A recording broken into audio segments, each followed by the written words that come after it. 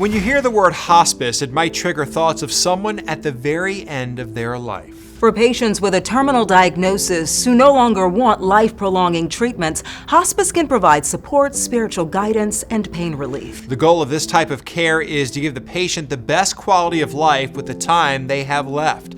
But a 2025 University of Michigan study on healthy aging found about 1/3 of adults age 50 and older said they know very little or not much at all about hospice. We explore hospice care and explain the benefits available for most patients and their caregivers. Oh, Jim, I got a winner.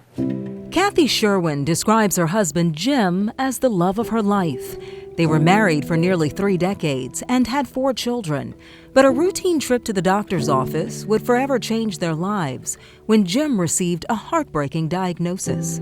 You have cancer. Treatments kept Jim's lung cancer at bay until May 2023, when doctors told him he was terminal.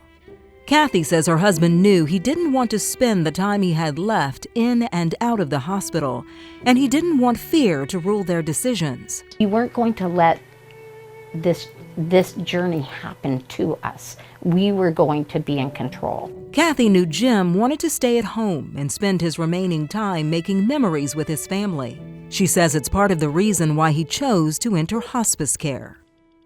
We didn't wait until I couldn't manage it anymore. Some people think hospice is a place. Dr. David Fisher is medical director for Duke Home Care and Hospice in Durham, North Carolina. While he didn't treat Jim, Dr. Fisher says a majority of the time, hospice will come to a patient's home.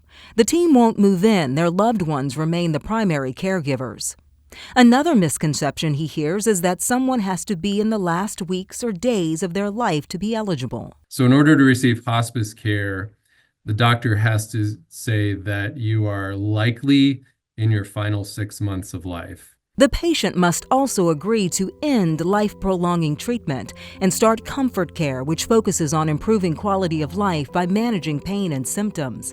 Dr. Fisher acknowledges it's a choice many terminally ill people aren't ready to make. That is a difficult decision for patients and families sometimes. Once the decision is made and a patient meets qualifications, Medicare and most private insurance benefits fully cover 4 levels of hospice care. Routine home care, continuous home care, which is a crisis-like level of in-home care for management of out-of-control pain or symptoms. Short-term inpatient care to manage pain and symptoms in a hospital, and short-term respite care, which allows a caregiver to take some time off. The benefit does not cover room and board in a nursing home or other facility. I think the main issue is that people don't understand what the benefit is, what it covers, and what impact it has on their end of life. Wei Kwok, a senior attorney with the Center for Medicare Advocacy, admits the levels of care can be confusing for some. Kwok says it's important to note that some levels of care are time-limited. For example, Medicare only covers short-term respite care for 5 consecutive days at a time, and the patient must go to a hospital or other care facility. She believes this is not an ideal situation for some families. If you think about it, if somebody's caring for their loved one who's dying at home, they are not going to send them out somewhere to a strange place. She would like to see Medicare pay for in-home respite care or something more regular for a caregiver, like a hospice aide coming in once a week. We reached out to the Centers for Medicare and Medicaid Services to ask about respite care. They said in a statement, while Medicare makes payment for inpatient respite care, there is nothing prohibiting a hospice from providing in-home respite support under routine home care. As for Jim, he died at home 4 months after entering hospice at the age of 64. Jim's wife hopes sharing her family's story encourages more people facing a terminal diagnosis to seek out hospice care. It saved my life. It helped me to cope in ways that I never could have. Jim's hospice was covered under private insurance, and his family says they paid nothing out of pocket.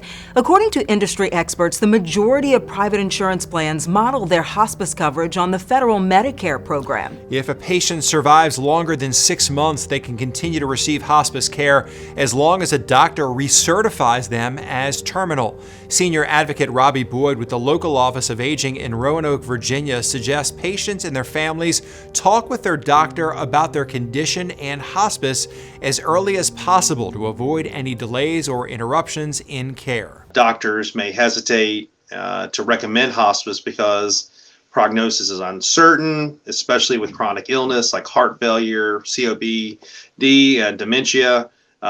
There's fear taking away hope. You need to advocate for prognosis-based, not crisis-based care.